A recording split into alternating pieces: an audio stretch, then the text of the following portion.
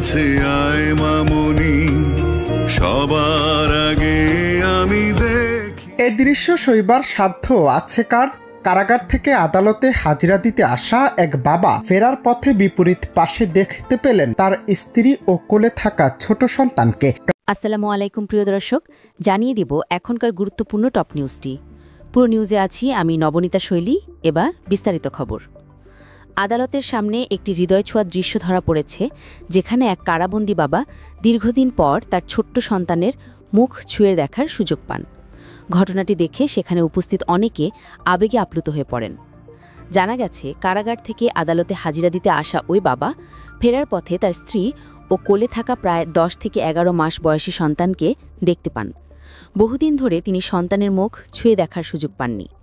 Prison ভ্যানে ওঠার আগে সন্তানের কাছে এগিয়ে আসার জন্য তিনি আকুতি জানান। ঠিক সেই সময় পাশে দাঁড়ানো এক যুবক এগিয়ে এসে শিশুটিকে মায়ের হাত থেকে নিয়ে বাবার দিকে বাড়িয়ে দেন। প্রিজন ভ্যানের ভেতর থেকে বাবা সন্তানের মাথায় হাত বুলিয়ে দেন। সেই মুহূর্তে বাবার চোখে জমে থাকা অগণিত কষ্ট, অপেক্ষা আর অপূর্ণ ভালোবাসা প্রকাশ পায়। মায়ের চোখেও অসহায়ত্ব ও কান্না ভেসে ওঠে। এ দৃশ্যে সাক্ষী হওয়া উপস্থিত অনেকে নিজের চোখের পানি আটকাতে পারেননি। একজন মন্তব্য করেছেন, শিশু কিছুই বোঝেনি, কিন্তু তার বাবা সন্তানের মাথায় হাত রেখে যে প্রশান্তি পেয়েছেন তা স্পষ্ট ছিল সবার কাছে।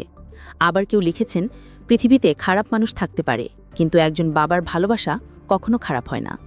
একজন পথচারীর কারারে ধরা পড়া এই দৃশ্য দ্রুত ছড়িয়ে পড়ে সামাজিক যোগাযোগ মাধ্যমে। ভিডিওটি মুহূর্তের মধ্যেই ভাইরাল হয় এবং অসংখ্য মানুষ তাদের অনুভূতি প্রকাশ করে লিখেন, সন্তানের প্রতি বাবার ভালোবাসা সত্যি চিরন্তন এবং অটুট। আদালতের সামনে ঘটে যাওয়া এই ক্ষণিকের মুহূর্ত প্রমাণ করেছে পিতা সন্তানের জন্য সীমাহীন মমতা ও ভালোবাসার প্রতীক। প্রিয় দর্শক, এই ছিল এখনকার গুরুত্বপূর্ণ নিউজ।